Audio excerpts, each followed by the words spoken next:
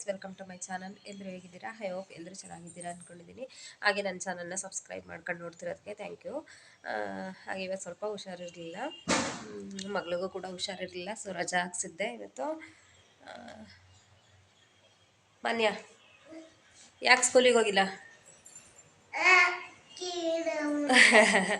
ಕಿವಿ ನೋವು ಅಂತ ಅವಳಿಗೆ ಸ್ವಲ್ಪ ಕೋಲ್ಡ್ ಆಗಿತ್ತು, ಅದಕ್ಕೋಸ್ಕರ ಮನೇಲೇ ಇಟ್ಕೊಂಡೆ. ಸುಮ್ಮನೆ ಸ್ಕೂಲ್ಗೆಲ್ಲ ಕಳಿಸ್ಬಿಟ್ಟು ಮತ್ತೆ ಬೇರೆ ಮಕ್ಳುಗಳಿಗೂ ಕೂಡ ಇನ್ಫೆಕ್ಷನ್ ಆಗುತ್ತೆ ಅನ್ನೋದಕ್ಕೋಸ್ಕರ ನಾನು ಇವತ್ತು ಸ್ಕೂಲ್ಗೆ ಕಳಿಸ್ಲಿಲ್ಲ. ಮನೇಲಿ ಆಟ ಆಡ್ಕೊಂಡ್ಲಿ, ಇವತ್ತೊಂದು ದಿನ ಮನೇಲೇ ರೆಸ್ಟ್ ತಗೊಳ್ಳಿ ಅಂದ್ಬಿಟ್ಟು. ಈಗ ಶೀತ ಕೋಲ್ಡು ಆಗಿರೋದ್ರಿಂದ ಕಳಿಸ್ಬಿಟ್ರೆ ಮತ್ತೆ ಬೇರೆ ಮಕ್ಳುಗಳಿಗೂ ಹರಡುತ್ತೆ, ಅದಕ್ಕೋಸ್ಕರ ನಾನು ಇವತ್ತು ಸ್ಕೂಲ್ಗೆ ರಜೆ ಹಾಕ್ಸಿದ್ದೀನಿ. ನನಗೂ ಸ್ವಲ್ಪ ಕೋಲ್ಡ್ ಆಗಿದೆ, ರಾತ್ರಿ ಹಾಸ್ಪಿಟಲ್ಗೆ ಕರ್ಕೊಂಡು ಹೋಗಿದ್ವಿ ಮಗಳನ್ನ. ಇವಾಗ ಸ್ವಲ್ಪ ಪರವಾಗಿಲ್ಲ, ಅದು ಕೋಲ್ಡ್ ಜಾಸ್ತಿ ಆಗಿರೋದ್ರಿಂದ ಸ್ವಲ್ಪ ಕಿವಿ ನೋವು ಅಂತಿದ್ಲು. ಇವಾಗ ಸ್ವಲ್ಪ ಪರವಾಗಿಲ್ಲ, ನನಗೂ ಸ್ವಲ್ಪ ಕೋಲ್ಡ್ ಆಗಿದೆ. ಮನೇಲಿ ಒಬ್ರಿಗೆ ಕೋಲ್ಡ್ ಆದರೆ ಮನೇಲಿ ಎಲ್ಲರಿಗೂ ಕೋಲ್ಡ್ ಆಗುತ್ತಲ್ವ, ಹಾಗೆ ಕೋಲ್ಡ್ ಆಗಿದೆ. ಇವಾಗ ಟೈಮ್ 12 ಗಂಟೆ ಆಗೋಕ್ಕಾಗಿದೆ. ಮನ್ಯ, ಏನು ಅಡುಗೆ ಮಾಡಲಿ? ಏನು ಅಡುಗೆ ಮಾಡೋಣ? ಮಜ್ಜಿಗೆ ಸಾಂಬಾರು, ಮುದ್ದೆ ಮಾಡಿಕೊಡ್ಲಾ? ಹಾಂ, ಏನು ಬೇಕು? ಮಜ್ಜಿಗೆ ಸಾಂಬಾರು ಬೇಕಾ? ನುಗ್ಗೆಕಾಯಿ ಇಲ್ಲ ಮಗಳು, ನುಗ್ಗೆಕಾಯಿ ಸಾಂಬಾರು. ಮಜ್ಜಿಗೆ ಸಾಂಬಾರು ಮಾಡಿಕೊಡ್ಲಾ? ಅವಳಿಗೆ ಮಜ್ಜಿಗೆ ಸಾಂಬಾರು ಅಂದರೆ ತುಂಬ ಇಷ್ಟ. ಮುದ್ದೆ ಮಜ್ಜಿಗೆ ಸಾಂಬಾರು ಅಂದರೆ ಹುಷಾರಿಲ್ದಿರೋ ಕಾರಣ ಮಜ್ಜಿಗೆ ಸಾರು ಮುದ್ದೆ ಮಾಡಿಕೊಟ್ರೆ ಊಟ ಮಾಡ್ತಾಳೆ. ನಾನು ಮಾಡಿಕೊಡ್ತೀನಿ. ಅದಕ್ಕೆ ಇವತ್ತು ಮಜ್ಜಿಗೆ ಸಾರು ಮತ್ತು ಮುದ್ದೆ ಮಾಡೋಣ ಅಂದ್ಕೊಂಡಿದ್ದೀನಿ. ಮಜ್ಜಿಗೆ ಸಾಂಬಾರು ಅಂದರೆ ತುಂಬ ಇಷ್ಟಪಟ್ಟು ಊಟ ಮಾಡ್ತಾಳೆ. ಅದರಲ್ಲಿ ಇವಾಗ ಸ್ವಲ್ಪ ಶೀತ ಫೀವರ್ ಇರೋದ್ರಿಂದ ಸ್ವಲ್ಪ ಖಾರವಾಗಿ ಹುರುಳಿಯಾಗಿರೋದ್ರ ಮಾಡಿಕೊಟ್ರೆ ಊಟ ಮಾಡ್ತಾಳೆ ಅಂದ್ಬಿಟ್ಟು ಇವತ್ತು ಮಜ್ಜಿಗೆ ಸಾಂಬಾರು ಮಾಡೋಣ ಅಂತಿದ್ದೀನಿ.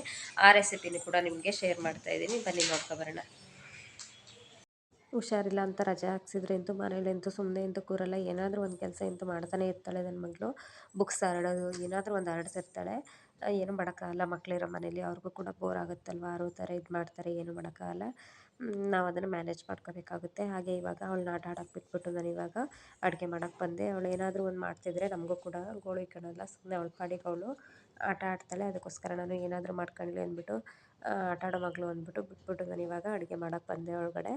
ಮಜ್ಜಿಗೆ ಸಾಂಬಾರು ಮಾಡಿದ್ರೆ ತುಂಬ ಇಷ್ಟಪಟ್ಟು ಊಟ ಮಾಡ್ತಾಳೆ, ಮಜ್ಜಿಗೆ ಸಾರು ಮುದ್ದೆ. ಹಾಗೆ ಇವಾಗ ಸ್ವಲ್ಪ ಸಿರಪ್ ಎಲ್ಲ ಕುಡಿತಿರೋದ್ರಿಂದ ಬಾಯಿಗೆ ಟೇಸ್ಟ್ ಕೂಡ ಸಿಗೋದಿಲ್ಲ. ಅದಕ್ಕೋಸ್ಕರ ಮಜ್ಜಿಗೆ ಸಾಂಬಾರಾದರೆ ಅವಳಿಗೆ ಸಖತ್ ಇಷ್ಟ. ಅದಕ್ಕೆ ಮಜ್ಜಿಗೆ ಸಾಂಬಾರು ಮಾಡಿ ಮುದ್ದೆ ಮಾಡ್ಕೊಳ್ಳೋಣ ಅಂದ್ಬಿಟ್ಟು ಮಜ್ಜಿಗೆ ಸಾಂಬಾರು ಮಾಡ್ತಾಯಿದ್ದೀನಿ ನಾನಿಲ್ಲಿ ಇವಾಗ. ನನಗಂತೂ ನನ್ನ ಮಗಳಿಗೆ ಹುಷಾರಿಲ್ಲ ಅಂದರೆ ಫುಲ್ಲು ಕೈಕಾಲೇ ಓಡೋದಿಲ್ಲ. ಅಯ್ಯೋ ಹುಷಾರಿಲ್ವಲ್ಲ ಅನ್ನೋ ಥರ ಆಗುತ್ತೆ. ನಿಮಗೂ ಕೂಡ ಹಾಗೆ ಅನಿಸುತ್ತೆ ಅಲ್ವಾ?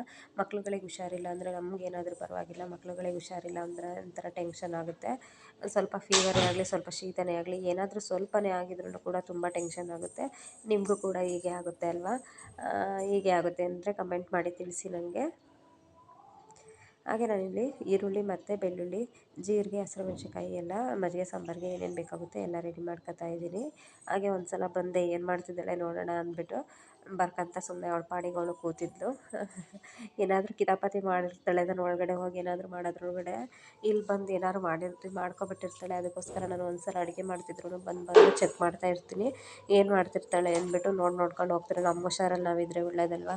ಇಲ್ಲ ನೀರು ಬಿಡೋದು, ನೀರಲ್ಲಿ ಆಟ ಆಡೋಕೆ ಹೋಗೋದು, ಏನಾದರೂ ಒಂದು ಕಿತಾಪತಿ ಮಾಡಿರ್ತಾಳೆ. ಅದಕ್ಕೋಸ್ಕರ ಒಂದು ಸಲ ಒಂದು ಕಣ್ಣು ನಂದು ಇಲ್ಲೇ ಇರುತ್ತೆ ಏನು ಮಾಡ್ತಿದ್ದಾಳೆ ಅಂತ.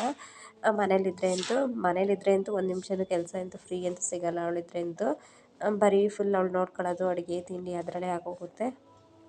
ಹಾಗೆ ಅವಳನ್ನ ನೋಡಿಬಿಟ್ಟು ಇವಾಗ ಒಳಗಡೆ ಬಂದೆ. ಹಾಗೆ ಮೊಸರನ್ನ ನೈಟ್ ಹಾಕಿದ್ದೆ, ಸ್ವೀಟ್ ಮೊಸರು, ತುಂಬ ಹುಳಿ ಇರೋ ಮೊಸರು ತೊಗೋಬಾರ್ದು ಮಜ್ಜಿಗೆ ಸಾಂಬಾರಿಗೆ. ನೈಟ್ ಹಾಕಿದ್ದೆ. ಇವಾಗ ಮಧ್ಯಾಹ್ನ ಮಾಮೂಲಿ ಸ್ವಲ್ಪ ಮೀಡಿಯಮ್ಮಾಗಿ ಹುಳಿ ಇರಬೇಕಷ್ಟೇ. ಇವಾಗ ಅದನ್ನು ಒಂದು ಮಿಕ್ಸಿ ಜಾರ್ಗೆ ಹಾಕ್ಕೊಂಡು ಮಜ್ಜಿಗೆನ ರೆಡಿ ಮಾಡಿಕೊಂಡೆ. ಈಗ ನಾನಿಲ್ಲಿ ಖಾರಕ್ಕೆ ಈರುಳ್ಳಿ ಮತ್ತು ಹಸಿಮೆಣ್ಸಿನ್ಕಾಯಿ, ಕೊತ್ತಂಬರಿ ಸೊಪ್ಪು, ಬೆಳ್ಳುಳ್ಳಿ, ಜೀರಿಗೆ, ಸ್ವಲ್ಪ ತೆಂಗಿನಕಾಯಿ ತುರಿ ಇದನ್ನೆಲ್ಲ ಹಾಕ್ಬಿಟ್ಟು ಒಂದು ಸಲ ಮಿಕ್ಸಿಲಿ ರುಬ್ಕೊತೀನಿ. ಮಜ್ಜಿಗೆ ಸಾರನ್ನ ತುಂಬ ವೆರೈಟಿಯಾಗಿ ಮಾಡ್ತಾರೆ. ಒಬ್ಬೊಬ್ಬರು ಒಂದೊಂದು ರೀತಿಯಾಗಿ ಮಾಡ್ತಾರೆ. ಬಟ್ ನಾನು ಯಾವ ರೀತಿ ಮಾಡ್ತೀನಿ ಅಂದರೆ, ನಾನು ಈ ರೀತಿ ಖಾರ ರುಬ್ಬಿಟ್ಟು ಮಾಡ್ತೀನಿ. ಹಾಗೆ ಒಂಥರ ಒಗ್ಗರಣೆ ಹಾಕ್ಬಿಟ್ಟು ಕೂಡ ಅದನ್ನು ಕೂಡ ಮಾಡ್ತೀನಿ. ನನ್ನ ಮಗಳಿಗೆ ಆ ಥರ ಮಾಡಿದ್ರು ಇಷ್ಟ ಆಗುತ್ತೆ, ಈ ಥರ ಮಾಡಿದ್ರು ಇಷ್ಟ ಆಗುತ್ತೆ. ಹುಷಾರಿಲ್ವಲ್ಲ, ಅದಕ್ಕೋಸ್ಕರ ಸ್ವಲ್ಪ ಬೆಳ್ಳುಳ್ಳಿ ಜೀರಿಗೆ ಎಲ್ಲ ಜಾಸ್ತಿ ಹಾಕಿ ಮಾಡಿದ್ರೆ ಇಷ್ಟ ಆಗುತ್ತೆ ಅಂದ್ಬಿಟ್ಟು ನಾನು ಈ ರೀತಿ ಮಾಡ್ತಾಯಿದ್ದೀನಿ. ಈ ಥರ ಮಜ್ಜಿಗೆ ಸಾಂಬಾರು ಮಾಡಿದ್ರೆ ನಮ್ಮ ಮನೇಲಿ ಎಲ್ಲರಿಗೂ ಕೂಡ ಇಷ್ಟ ಆಗುತ್ತೆ. ನನಗೂ ಕೂಡ ತುಂಬ ಇಷ್ಟ ಮಜ್ಜಿಗೆ ಸಾಂಬಾರು. ಆದರೆ ಮೊಸರು ಮಾತ್ರ ಹುಳಿ ಇರಬಾರ್ದು, ಮಜ್ಜಿಗೆ ಸ್ವೀಟಾಗಿ ಮಾಮೂಲಿ ಮೀಡಿಯಮ್ಮಾಗಿ ಸ್ವಲ್ಪ ಹುಳಿಯಾಗಿರಬೇಕು. ಹಾಗೆ ನಾನಿಲ್ಲಿ ಸ್ವಲ್ಪ ಅಡುಗೆ ಅರಿಶಿನ ಪುಡಿ ಹಾಕ್ಕೊಂಡು ಸ್ವಲ್ಪ ಇವಾಗ ಗ್ರೈಂಡ್ ಮಾಡ್ಕೊತಾ ಇದ್ದೀನಿ. ಈಗ ಗ್ರೈಂಡ್ ಮಾಡಿಕೊಂಡು ಈಗ ಒಂದು ಪಾತ್ರೆಗೆ ಹಾಕ್ಕೊಂಡಿದ್ದೀನಿ. ಈಗ ಮಜ್ಜಿಗೆ ಏನು ಮಾಡಿಟ್ಕೊಂಡಿದ್ದೆ ನಾನು ಅದನ್ನು ಕೂಡ ಹಾಕ್ಕೊಂಡು ಒಂದು ಸಲ ಮಿಕ್ಸ್ ಮಾಡೋದು. ಮಜ್ಜಿಗೆ ಸಾಂಬಾರಂತೂ ತುಂಬ ಈಸಿ, ಬೇಗನೆ ಆಗುತ್ತೆ ಕ್ವಿಕ್ಕಾಗಿ.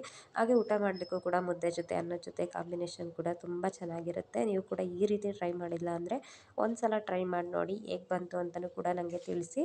ಹಾಗೆ ಸ್ವಲ್ಪ ಮಿಕ್ಸಿ ಜಾರನ್ನ ತೊಳೆದ್ಬಿಟ್ಟು ನೀರು ಹಾಕ್ಕೊಂಡೆ. ನಿಮಗೆ ಗಟ್ಟಿ ಬೇಕು ಅನಿಸಿದ್ರೆ ಸ್ವಲ್ಪ ಕಡಲೆನೂ ಕೂಡ ಹಾಕ್ಕೋಬೇಕಾಗುತ್ತೆ. ತುಂಬ ತೆಳು ಅನಿಸಿದ್ರೆ, ನನಗೆ ಇಲ್ಲಿ ಮಜ್ಜಿಗೆ ಗಟ್ಟಿಯಾಗೇ ಇತ್ತು, ಅದಕ್ಕೋಸ್ಕರ ನೋಡಿ ಇವಾಗ ಕರೆಕ್ಟ್ ಇದೆ. ಇವಾಗ ನಾನು ಇದನ್ನು ಒಂದು ಸಲ ಕುದಿಸ್ಕೊಂಡ್ರೆ ಮಜ್ಜಿಗೆ ಸಾಂಬಾರು ರೆಡಿಯಾಗಿ ಹೋಗುತ್ತೆ. ಹಾಗೆ ಇವಾಗ ರುಚಿಗೆ ಎಷ್ಟು ಬೇಕಾಗುತ್ತೆ ಅಷ್ಟನ್ನ ಉಪ್ಪು ಹಾಕ್ಕೊಂಡು ಒಂದು ಸಲ ಮಳ್ಳಿಸ್ಕೊಂಡ್ರೆ ಮಜ್ಜಿಗೆ ಸಾಂಬಾರು ರೆಡಿಯಾಗಿ ಹೋಗುತ್ತೆ. ಮಜ್ಜಿಗೆ ಸಾಂಬಾರು ಒಂದು ಸಲ ಕುದ್ಬಿಟ್ರೆ ಇದು ಮಜ್ಜಿಗೆ ಸಾಂಬಾರು ರೆಡಿಯಾಗಿ ಹೋಗುತ್ತೆ. ಮಜ್ಜಿಗೆ ಸಾಂಬಾರಂತೂ ತುಂಬ ಟೇಸ್ಟಿಯಾಗಿ ಬಂದಿತ್ತು ಫ್ರೆಂಡ್ಸ್. ನೀವು ಕೂಡ ಒಂದು ಸಲ ಟ್ರೈ ಮಾಡಿ ನೋಡಿ. ಒಬ್ಬೊಬ್ಬರು ಒಂದೊಂದು ರೀತಿ ಮಾಡ್ತಾರೆ ಮಜ್ಜಿಗೆ ಸಾಂಬಾರು, ಬಟ್ ಈ ರೀತಿ ಮಾಡೋದು ತುಂಬ ಟೇಸ್ಟಿಯಾಗಿರುತ್ತೆ. ಇಲ್ಲಿ ಕಡಲೆಕಾಳನ್ನ ಲಾಸ್ಟಲ್ಲಿ ಹುರಿದ್ಬಿಟ್ಟು ಹಾಗೆ ಹಾಕ್ಕೊತೀನಿ. ಇದನ್ನೇನು ಬೇಯಿಸೋ ಅವಶ್ಯಕತೆ ಇಲ್ಲ. ಲಾಸ್ಟಲ್ಲಿ ಊಟ ಮಾಡಬೇಕಾದ್ರೂ ಹಾಕ್ಕೋಬೋದು, ಇಲ್ಲ ಲಾಸ್ಟಲ್ಲಿ ಕುದಿಯುತ್ತಲ್ಲ ಸಾಂಬಾರು ಆವಾಗಲಾದ್ರೂ ಆ್ಯಡ್ ಮಾಡ್ಕೊಬೋದು. ನನಗೆ ಸ್ವಲ್ಪ ಕಟುಮ್ ಅಂತಿದ್ರೆ ತುಂಬ ಇಷ್ಟ ಆಗುತ್ತೆ. ನಾನು ಮಜ್ಜಿಗೆ ಸಾಂಬಾರಲ್ಲಿ ಊಟ ಮಾಡಬೇಕಾದ್ರೆ ಲಾಸ್ಟಲ್ಲಿ ತಟ್ಟೆಗೆ ಹಾಕ್ಕೊಂಡು ಊಟ ಮಾಡ್ತೀನಿ. ನಂಗೆ ಆ ಥರ ತುಂಬ ಇಷ್ಟ ಆಗುತ್ತೆ. ಆದರೆ ಸ್ವಲ್ಪ ಕಾಳನ್ನ ಅದ್ರೊಳಗಡೆನೇ ಹಾಕಿರ್ತೀನಿ. ನಮ್ಮ ಅತ್ತೆ ಮಾವಂಗೆಲ್ಲ ಸ್ವಲ್ಪ ಕಟಿ ಅಂತಿದ್ರೆ ಇಷ್ಟ ಆಗೋಲ್ಲ. ನನಗೆ ಸ್ವಲ್ಪ ಕಟುಮ್ ಅಂತ ಇರಬೇಕು. ಅದಕ್ಕೋಸ್ಕರ ಸ್ವಲ್ಪ ಹಂಗೆ ಹಾಕ್ಬಿಟ್ಟು ಸಾಂಬಾರಿಗೆ ಸ್ವಲ್ಪ ಎಕ್ಸ್ಟ್ರಾ ನಾನು ಹಾಗೆ ಎತ್ತಿಟ್ಕೊತೀನಿ. ನನಗೆ, ನಮ್ಮ ಮನೆಯವ್ರಿಗೆ, ನನ್ನ ಮಗಳಿಗೆ ಸ್ವಲ್ಪ ಕಟುಮ್ ಅಂತ ಇರಬೇಕು. ಸೊ ನಾನು ಅದನ್ನು ಸ್ವಲ್ಪ ಅರ್ಧನ ಹಾಗೆ ಎತ್ತಿಟ್ಕೊತೀನಿ. ಅರ್ಧ ಕಾಳನ್ನ ಹಾಗೆ ಸಾಂಬಾರು ಒಳಗಡೆನೇ ಹಾಕ್ಬಿಡ್ತೀನಿ. ಸಾಂಬಾರು ಒಳಗಡೆ ಹಾಕಿದರೆ ಅದೇ ಕುದ್ದಿರುತ್ತಲ್ಲ, ಅದು ಹುರಿದಿರೋದ್ರಿಂದ ಅದೇ ಬೆಂದ್ಬಿಡುತ್ತೆ, ಅದರೊಳಗಡೆ ಬೇಯುತ್ತೆ, ಮತ್ತೇನು ಬೇಯಿಸೋ ಅವಶ್ಯಕತೆ ಇರೋಲ್ಲ. ಈಗ ಒಂದು ಕಡೆ ಅಂಬ್ಲಿಗೂ ಇಟ್ಟಿದ್ದೀನಿ, ರಾಗಿ ಗಂಜಿ ಅದನ್ನು ಕೂಡ ಮಾಡ್ತಾಯಿದ್ದೀನಿ. ಹಾಗೆ ಸಾಂಬಾರು ಕೂಡ ಆಯಿತು. ಮುದ್ದೆಗೂ ಕೂಡ ಇನ್ನೊಂದು ಸೈಡ್ ಇಟ್ಟಿದ್ದೆ, ಮುದ್ದೆನೂ ಕೂಡ ರೆಡಿಯಾಗೋಯಿತು. ಅಡುಗೆ ಅಂತೂ ಬೇಗ ಅರ್ಧ ಗಂಟೆಲೇ ಆಗೋಗುತ್ತೆ. ಅದು ಮಜ್ಜಿಗೆ ಸಾಂಬಾರಂತೂ ತುಂಬ ಬೇಗ ಆಗೋಗುತ್ತೆ. ಹಾಗೆ ತುಂಬ ಟೇಸ್ಟಿಯಾಗೂ ಇರುತ್ತೆ. ಊಟ ಮಾಡಲಿಕ್ಕೂ ಕೂಡ ತುಂಬ ಟೇಸ್ಟಾಗಿರುತ್ತೆ.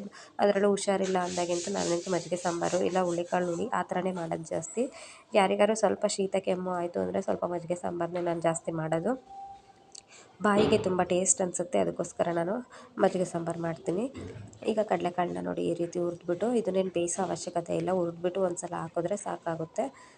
ಜಸ್ಟ್ ಒಂದು ಸಲ ಹುರಿದ್ಬಿಟ್ಟು ಮಜ್ಜಿಗೆ ಸಾಂಬಾರು ಏನು ಕುದೀತಿರುತ್ತೆ ಅದರೊಳಗಡೆ ಎಲ್ಲ ಕಾಳನ್ನಾದರೂ ಹಾಕ್ಕೋಬೋದು, ಇಲ್ಲ ಲಾಸ್ಟಲ್ಲಾದರೂ ಆ್ಯಡ್ ಮಾಡ್ಕೋಬೋದು. ಇದನ್ನೇನು ತುಂಬ ಬೇಯಿಸೋ ಅವಶ್ಯಕತೆ ಇಲ್ಲ. ನೋಡಿ ಒಂದು ಸಲ ಇವಾಗ ಮಳ್ಳಿಸ್ಕೊಂಡ್ರೆ ಮಜ್ಜಿಗೆ ಸಾಂಬಾರು ರೆಡಿಯಾಗಿ ಹೋಗುತ್ತೆ. ಇಲ್ಲಿ ಕಡಲೆಕಾಳು ಅಂತಲ್ಲ, ರಾಜ್ಮಾ ಅಂತ ಬರುತ್ತಲ್ಲ ಆ ಕಾಳು ಹಾಕೊಂಡ್ರು ಕೂಡ, ಬೀನ್ಸ್ ಕಾಳು, ಅದು ಕೂಡ ತುಂಬ ಟೇಸ್ಟಾಗಿರುತ್ತೆ ಮಜ್ಜಿಗೆ ಸಾಂಬಾರಿಗೆ. ಹಾಗೆ ಕಡಲೆಕಾಳು ಇಲ್ದೇ ಅದನ್ನಾದ್ರೂ ಹಾಕ್ಕೋಬೋದು. ಮನೇಲಿ ಯಾವ ಕಾಳು ಅವೈಲಬಲ್ ಇರುತ್ತೆ ಯಾವ ಕಾಳನ್ನಾದ್ರೂ ಹಾಕ್ಕೋಬೋದು.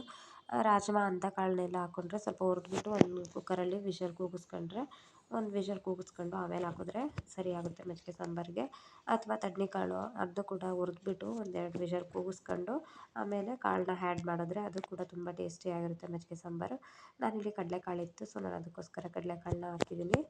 ನನಗೆ ಸ್ವಲ್ಪ ಕಡಲೆಕಾಳು ಇಷ್ಟ ಆಗುತ್ತೆ ಜಾಸ್ತಿ, ಅದು ಸ್ವಲ್ಪ ಲಾಸ್ಟಲ್ಲಿ ನೆಂಚ್ಕೊಳ್ಳೋಕ್ಕೂ ಕೂಡ ತುಂಬ ಚೆನ್ನಾಗಿರುತ್ತೆ. ಅದಕ್ಕೋಸ್ಕರ ನಾನು ಸ್ವಲ್ಪ ಕಡಲೆಕಾಳನ್ನ ಇಷ್ಟಪಡ್ತೀನಿ. ಹಾಗೆ ಇವಾಗ ಬಿಸಿ ಮುದ್ದೆ ಮತ್ತು ಮಜ್ಜಿಗೆ ಸಾಂಬಾರು ಮಗಳಿಗೂ ಕೂಡ ನನಗೂ ಕೂಡ ಹಾಕ್ಕೊಂಡು ಊಟ ಮಾಡೋಕ್ಕೆ ಅಂತ ಹಾಕ್ಕೊತಾ ಇದ್ದೀನಿ. ಬಿಸಿಯಾಗಿ ಊಟ ಮಾಡಿದ್ರೇ ಚೆನ್ನಾಗಿರುತ್ತೆ. ಮುದ್ದೆನೇ ಆಗಲಿ ಸಾಂಬಾರೇ ಆಗಲಿ ತಣ್ಣಗಾದ್ಮೇಲೆ ಚೆನ್ನಾಗಿರಲ್ಲ. ಅದಕ್ಕೋಸ್ಕರ ನಾನು ಇವಾಗ ಇಬ್ರಿಗೂ ಕೂಡ ಸರ್ವ್ ಮಾಡ್ಕೊತಾ ಇದ್ದೀನಿ. ಇಬ್ಬರು ಕೂಡ ಊಟ ಎಲ್ಲ ಮುಗಿಸಿದ್ವಿ. ನೀವು ಕೂಡ ಈ ರೀತಿ ಸಾಂಬಾರು ಮಾಡಿಲ್ಲ ಅಂದರೆ ಒಂದು ಸಲ ಟ್ರೈ ಮಾಡಿ ನೋಡಿ. ಒಬ್ಬೊಬ್ಬರು ಒಂದೊಂದು ಥರ ಸ್ಟೈಲಲ್ಲಿ ಸಾಂಬಾರು ಮಾಡ್ತಾರೆ. ಊಟ ಎಲ್ಲ ಮುಗಿಸಿದ್ವಿ. ಊಟ ಎಲ್ಲ ಮುಗಿಸಾದ್ಮೇಲೆ ಮಲಗಿಸೋಣ ಅಂತ ಅಂದರೆ ಅವಳು ಯಾವುದೇ ಕಾರಣಕ್ಕೂ ಮಲಗಲಿಲ್ಲ. ಡೇ ಟೈಮ್ ಅಂತೂ ಹಿಂಗೆ ಮಾಡ್ತಾಳೆ, ಯಾವಾಗಲೂ ಮಲಗಲ್ಲ, ಸ್ವಲ್ಪ ರೇರು. ಸಿರಪ್ ಎಲ್ಲ ಹಾಕ್ತೀನಲ್ಲ, ಸ್ವಲ್ಪ ಹೊತ್ತು ಮಲಗಿಸೋಣ ಅಂತ ಹೋದೆ, ಬಟ್ ಅವಳು ಮಲಗಲಿಲ್ಲ. ಅದಕ್ಕೆ ಇವಾಗ ತುಂಬ ಬೋರ್ ಆಗ್ತಿದೆ ಅಂತ ಹಠ ಮಾಡ್ತಿದ್ಲು. ಹೊರಗಡೆ ಸೈಕಲ್ ಹೊಡಿತೀನಿ ಅಂದ್ಲು. ಹೊರಗಡೆ ಅಂತೂ ತುಂಬ ಗಾಳಿ ಇದೆ, ನಮ್ಮದು ಥರ್ಡ್ ಫ್ಲೋರ್ ಆಗಿರೋದ್ರಿಂದ ತುಂಬ ಗಾಳಿ ಬರುತ್ತೆ. ಇವಾಗ ವೆದರ್ ಕೂಡ ತುಂಬ ಕೋಲ್ಡ್ ಆ ಥರ ಇದೆ. ಅದಕ್ಕೋಸ್ಕರ ನಾನು ಇವಾಗ ಹೊರಗಡೆ ಬಿಡಲಿಲ್ಲ, ಸೈಕಲ್ನೇ ಒಳಗಡೆ ತಂದುಕೊಟ್ಟೆ. ಆವಾಗ ಸೈಕಲ್ ಹೊಡಿತಾ ಆರಾಮಾಗಿ ಖುಷಿಯಾಗಿ ಆಟ ಆಡ್ತಿದ್ದಾಳೆ. ಹೊರಗಡೆ ಬಿಟ್ಬಿಟ್ರೆ ಈಗಲೇ ಕೋಲ್ಡ್ ಆಗಿದೆ, ಮತ್ತು ಇನ್ನೂ ಕೋಲ್ಡ್ ಆಗುತ್ತೆ ಅಂದ್ಬಿಟ್ಟು ನಾನು ಇವತ್ತು ಹೊರಗಡೆ ಬಿಡ್ತಾ ಇಲ್ಲ. ಸ್ವಲ್ಪ ಏನಾದರೂ ಒಂದು ಆಟ ಆಡ್ತಾನೆ ಇರ್ತಾಳೆ ಒಟ್ಟಿನಲ್ಲಿ.